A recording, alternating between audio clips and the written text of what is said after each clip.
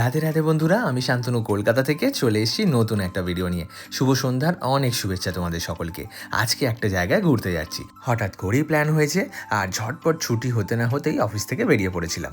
তারপর চলে এসেছিলাম মেট্রো স্টেশনে, কোনো রকমের টিকিটটা কেটেই এসে দাঁড়িয়েছি আর মেট্রো এসে হাজির।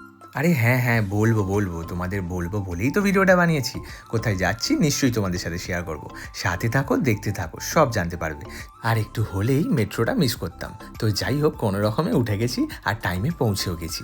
আর এটা হলো আমাদের ফেমাস কলকাতার পার্ক স্ট্রিট। তোমরা এত করে নিশ্চয়ই বুঝে গেছো, তাও তোমাদের সাথে শেয়ার করে দিই।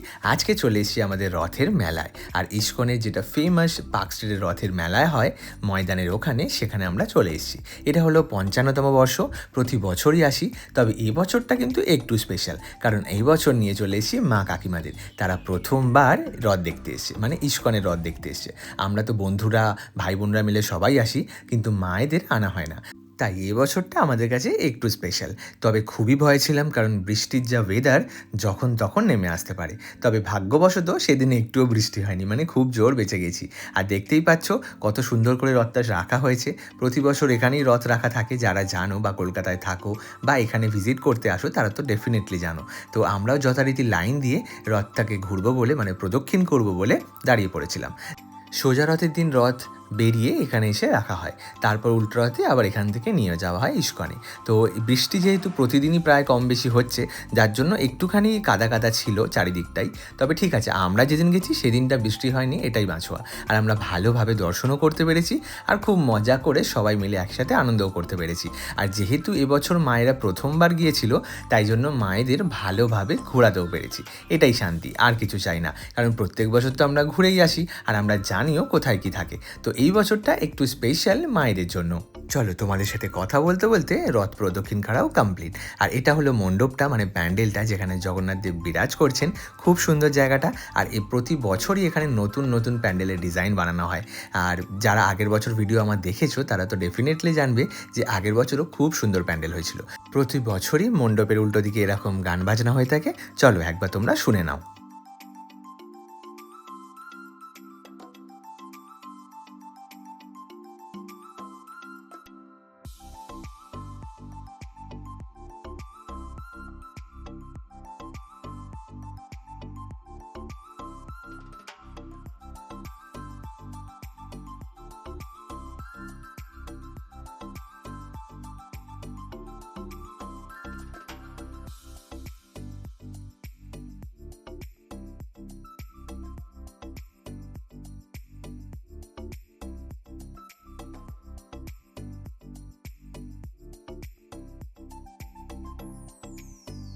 দেখলে তো কতটা সুন্দর লাগে।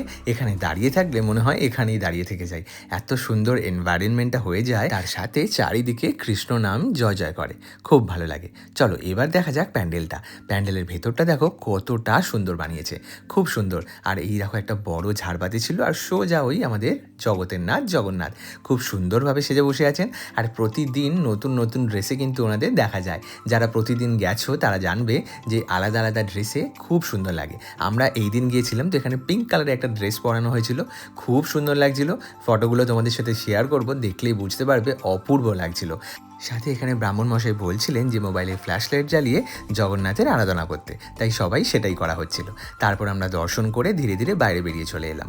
আর এখানে বেরিয়ে আসার পর ডান দিকে বাচ্চাদের অনেকগুলো মজার খেলনা থাকে, মানে অনেক কিছু জিনিস থাকে চড়ার জন্য।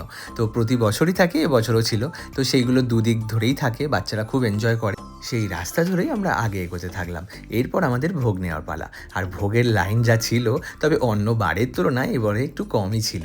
মানে আমরা হয়তো যেদিন গিয়েছিলাম সেই দিনটা হয়তো কম ছিল, জানি না, ঠিক বলতে পারবো না। তবে আমরা কম লাইনই পেয়েছি, অন্যান্য বারের তুলনায় এবারে কম লাইনই ছিল। আর ঝটপট আমরা লাইনে দাঁড়িয়ে গেলাম। তবে এই লাইন বেশিক্ষণ ধরে দাঁড়িয়ে থাকতে হয় না, ঝটপট আসো নাও চলে যাও। প্রচুরগুলো লাইন, প্রচুর কাউন্টার, আর প্রচুর লোক দেখছে। তো যখন তখন তোমরা যে কোনো লাইনে ঢুকলেই সুন্দরভাবে ভোগ নিয়ে আরামসে তোমরা ভোগ খেতে পারবে। এবার আসি ভোগের কথায়। এ স্বাদের ভাগ হবে না।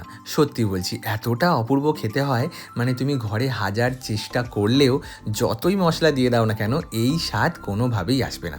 যারা টেস্ট করেছো, যারা খাও, তারা তো ডেফিনেটলি জানো। আর বলতে বলতে আমার বন্ধুরাও এসে হাজির হয়ে গেছিলো, ওদের সাথেও মিট আপ হয়ে গেছিলো, তো সবাই তারপরে একসাথে ঘুরছিলাম। তারপর আমরা চলে গেছিলাম ভোগ নিয়ে যেতে, মানে ঘরে নিয়ে যাব, যার জন্য এটা লাইন, একটা ক্যাশের লাইন, একটা অনলাইন লাইন। সেখান থেকে কুপন কেটে নিয়ে দুটো খিচুড়ির মানে ভোগের প্রসাদ নিয়েছিলাম আর একটা হালুয়া নিয়েছিলাম। হালুয়া হলো 50 টাকা আর খিচুড়ি ভোগগুলো হলো 100 টাকা, যে যার ইচ্ছা মতো নিতে পারো। তো সেখান থেকে আমরা ঘরের পথে রওনা দিয়েছিলাম। ভিডিওটা কেমন লাগলো কিন্তু অবশ্যই কমেন্টে জানিও। দেখা হচ্ছে নতুন কোনো ভিডিওতে। সবাই ভালো থেকো, সুস্থ থেকো, আর জয় জগন্নাথ বলতে ভুলো না কিন্তু।